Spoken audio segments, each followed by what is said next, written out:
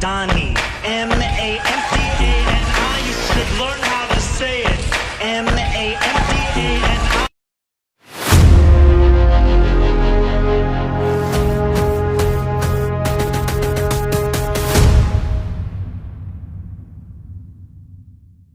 Imagine a city where the gap between rent checks and rent-stabilized apartments feels like a chasm where working families tread every month.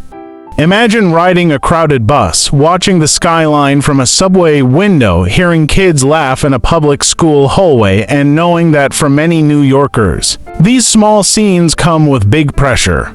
Rent increases, grocery bills rising, waiting lists for housing, uncertain child care. Now imagine someone who grew up with pieces of that pressure in his bones who decides not only to see those lives but to fight for them. That someone is Zahran Mamdani.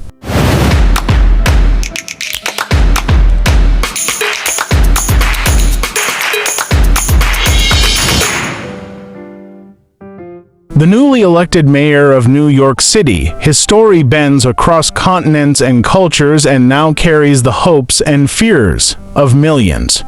This is a story of identity, ambition, promise, conflict, and the gamble of turning idealism into governance. He was born on October 18, 1991, in Kampala, Uganda. His full name is Zohran Mamdani. He is the son of a scholar father and a filmmaker mother. His father is Mahmoud Mamdani, a noted academic. His mother is Mayor, a celebrated filmmaker. From early childhood, Zohran's life would move from Africa to South Africa and finally to New York City, a move around 1999 when he was still a child as his parents settled in the U.S. He attended public school in New York, including the prestigious Bronx High School of Science, a sign that even as an immigrant kid, he carried the drive of someone determined to succeed in a new world. After high school, he went on to Bowdoin College in Maine, where he studied Africana Studies and graduated in 2014. In 2018, he became a naturalized U.S. citizen, but his background is more than data points. It shaped his worldview. Growing up with roots in India, Uganda, Africa, and living in immigrant and working-class neighborhoods in New York, he internalized complexity, identity, privilege, struggle, belonging, outsider status, all woven together. Before formal politics, Zohran worked as a community organizer and a foreclosure prevention counselor, helping people at risk from eviction, people whose lives straddle tight incomes and volatile housing markets. That background, organizing at grassroots level, helping ordinary families, gave him ground-level insight into the problems facing many New Yorkers. In 2020, he ran for public office, and in November of that year, he won a seat in the New York State Assembly representing the 36th District in Queens, which includes neighborhoods like Astoria. He was re-elected unopposed in 2022 and 2024. In the Assembly, he aligned himself with progressive, redistributive ideas, often described as democratic socialism. He pushed for tenant protections, rent stabilization, fair equity, and measures to address the affordability crises that long afflicted New York City. But it was in 2025 that his life took a seismic turn. He announced his candidacy for mayor of New York City. Many were skeptical, a young state assemblyman running against established heavyweights, including former Governor Andrew Cuomo. What gave him the edge was not money nor machine backing, but a message that resonated: affordability, fairness, and a vision for a city that works for all, not just the wealthy and well-connected. He campaigned on bold promises, freezing rents on rent-stabilized apartments, building deeply affordable public housing through a proposed social housing development agency, raising the minimum wage, opening city-owned grocery stores for underserved neighborhoods, offering free public bus rides, expanding child care and public education support, and funding all this through higher taxes on the city's wealthiest individuals and corporations. He ran a campaign unlike many before: grassroots, digitally savvy, accessible, often multilingually reaching immigrants, working families, minority communities, young people. Videos of him riding the subway, talking with ordinary New Yorkers about rent and groceries, struck a chord he spoke of, and the gamble paid off. On November 4, 2025, after a heated campaign, massive turnout, reportedly the highest in decades for a New York mayoral race, Zahran Mamdani was declared winner, defeating Cuomo and Republican challenger Curtis Sliva. He won with just over 50% of the vote, while Cuomo got around 41 to 40%. With this win, he becomes the city's first Muslim mayor, the first mayor of South Asian descent, the first born in Africa, and among the youngest mayors in more than a century. His victory shook up the city's political establishment and signaled a shift, a generational, demographic, ideological shift. For many voters, our immigrants, working families, young people, his win felt like representation finally catching up with reality.